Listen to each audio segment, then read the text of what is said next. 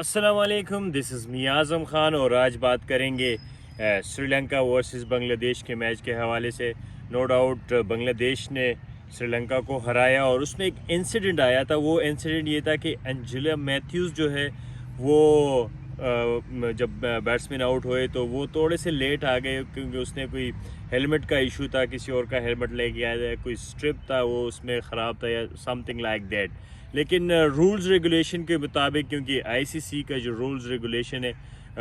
وہ اگر امپلیمنٹ نہ ہو تو ان کا فائدہ نہیں ہے، اور اس میں کریڈٹ دوسری ٹیم نے کریڈٹ لیے، کیونکہ جو بیٹسمین آؤٹ ہوتے ہیں اس کے بعد دوسرا بیٹسمین جب آتا ہے تو وہ 2 منٹس کے اندر اس نے بال کو پیس کرنا ہوتا ہے۔ تو جب اینجلا میتھیوز آئے بیٹنگ کے لیے تو اس میں ٹائم لگ گیا، وہ ٹائم جو ہے وہ ویسٹ ہو گیا، اور اس نے 2 منٹ کے اندر جو ہے وہ بال پیس نہیں کیا، تو اس وجہ سے وہ اس کو پھر شکیب الحسن جو کہ بنگلہ دیش کی کیپٹن ہے اس نے اپیل کر دی، اور اس اپیل کے اوپر پھر امپائرز نے تھرڈ امپائر کے پاس بھیجا فیصلہ، اور اسی طرح اینجلا میتھیوز کو جو ہے وہ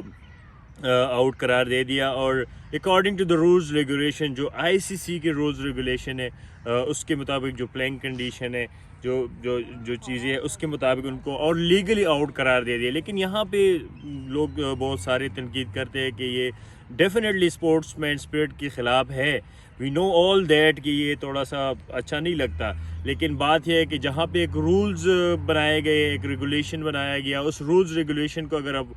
فالو نہیں کرتے تو اس کو بنانے کا پھر مطلب مقصد کیا ہے۔ لیکن یہاں پہ جو کرٹیسزم ہو رہی ہے کہ بنگلہ دیش نے یہ کر دیا وہ کر دیا، لیکن جینونلی ہی واز آؤٹ، اور ٹائم آؤٹ اس کو دیا جاتا ہے، نہ وہ جو آؤٹ ہے وہ بالرز کے کھاتے میں نہیں لکھا جاتا، اور دیٹس اٹ۔ اسی طرح اینجلا میتھیوز جو ہے اس کو آؤٹ قرار دیا، وہ بغیر کوئی بال کے لیے پویلین میں واپس چلے گئے۔ تو مقصد یہ ہے اس بات کا کہ رولز ریگولیشن، ایک تو یو نو دیٹ کہ انٹرنیشنل کرکٹ ہو رہی ہے، آپ اپنے ملک کی نمائندگی کر رہے ہیں، تو آپ کو ہر چیز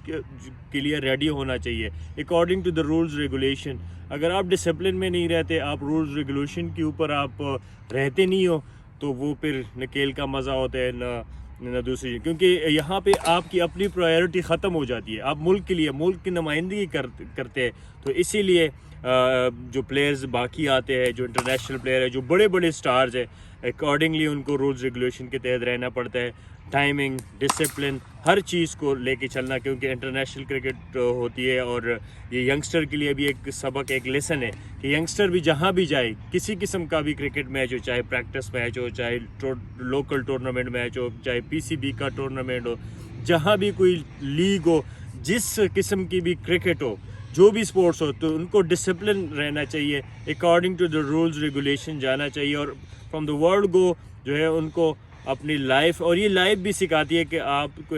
آپ کی لائف جو ہے وہ according to the rules regulation کے، کیونکہ جس چیز کے لیے آپ کام کرتے ہیں، اور یہاں پہ انٹرنیشنل کرکٹ ہو رہی ہے تو ڈیفینیٹلی پوری دنیا آپ کو دیکھ کے ٹی وی پہ دیکھ رہے، تو میرے خیال میں اس میں شکیب الحسن کو لوگ اس کو زیادہ اسپورٹس مین اسپرٹ، لیکن یہاں پہ جہاں پہ رولز بنائے گئے تو اکارڈنگلی آپ کو ان رولز کے مطابق جو ہے وہ کام جو ہے وہ چلنا پڑتا ہے۔ اور اسی طرح میرے خیال میں اس میں شکیب الحسن کا رائٹ تھا، اس نے لے لیا، اور اسی طرح وہ آؤٹ ہو کر چلے گئے۔ لیکن یہ نئے پلیئرز اور دوسروں کے لیے ایک تھوڑا سا میسیج ہے کہ آپ اگر بیٹنگ پہ جاتے ہیں تو آپ پہلے سے اپنے آپ کو ریڈی کریں، اپنے اکوپمنٹ اپنے ساتھ رکھیں، جہاں جس طرح بھی ہو۔ تو میرے خیال میں یہ اس سے